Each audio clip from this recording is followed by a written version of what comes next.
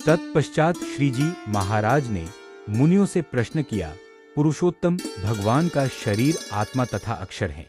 श्रुतियों ने ऐसा बताया है, आत्मा और अक्षर तो विकार रहित हैं तथा अत्यंत शुद्ध हैं। जिस प्रकार भगवान माया से परे हैं, वैसे ही आत्मा और अक्षर भी माया से परे हैं। तब ऐसी आत्मा तथा अक्षर को किस प्रकार भगवान का शरीर कहा जाता है? जीव का शरीर तो जीव से अत्यंत विलक्षण तथा विकारपूर्ण है, देही जीव तो निर्विकार है, इसलिए देह और देही में तो अत्यंत विलक्षणता है। वैसे ही पुरुषोत्तम और उनका शरीर जो आत्मा और अक्षर हैं, उनमें भी अत्यंत विलक्षणता होनी चाहिए। तो बतलाइए कि वह कैसी विलक्षणता है। तब समस्त मुनियों ने अपनी अपनी बुद्धि के अनुसार इसका उत्तर दिया, किंतु उनमें से कोई भी मुनि यथार्थ उत्तर न दे सका।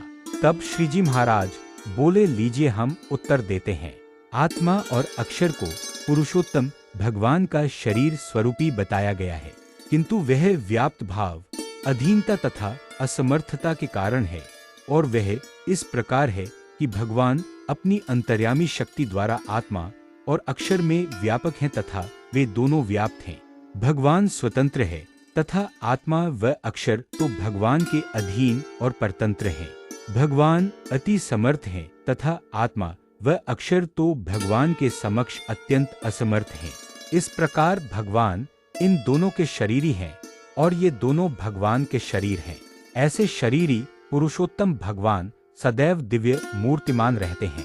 ऐसे भगवान व्यापक हैं और वे समस्त दृष्टा आत्माओं तथा उनमें व्याप्त और दृश्य देह, इन सब में अपनी अंतर्यामी शक्ति द्वारा आत्मारूप में रहे हैं।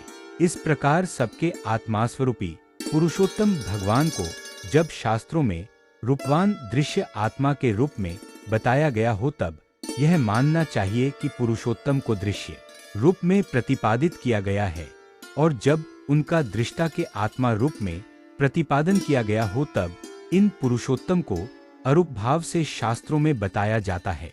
फिर भी पुरुषोत्तम भगवान रूपवान दृश्य और अरूपी आत्मा से भिन्न हैं तथा सदैव मूर्तिमान रहते हैं। फिर भी प्राकृत आकार से रहित हैं तथा मूर्तिमान होने पर भी दृष्टा एवं दृश्य दोनों के दृष्टा हैं, और आत्मा एवं अक्षर सबके प्रेरक हैं।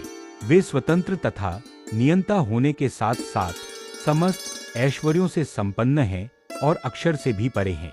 ऐसे पुरुषोत्तम भगवान जीवों के कल्याण के लिए कृपा करके पृथ्वी पर मनुष्य जैसे दिखाई पड़ते हैं।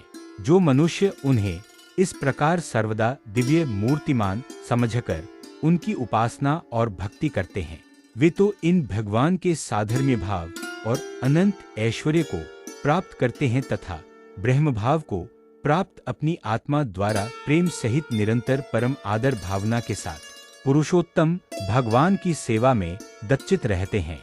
किंतु जो जीव इन भगवान को निराकार समझकर ध्यान उपासना करते हैं, वे तो ब्रह्म सुषुप्ति में विलीन हो जाते हैं और फिर वे वहां से कभी भी नहीं निकल पाते तथा भगवान से कोई ऐश्वर्य भी प्राप्त नहीं करते।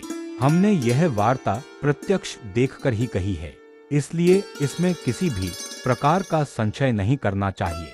इस वार्ता के मर्म तो केवल वही पुरुष समझ सकता है जो इन भगवान के स्वरूप में सदैव दिव्य साकार रूप में ही उपासना करने की अपनी दृढ़ निष्ठा पर अटल बना हुआ है, परंतु अन्य कोई भी मनुष्य इसे समझने में समर्थ नहीं हो पाता। इसलिए इस वार्ता में अत्यंत दृढ़ता रखनी चाहिए।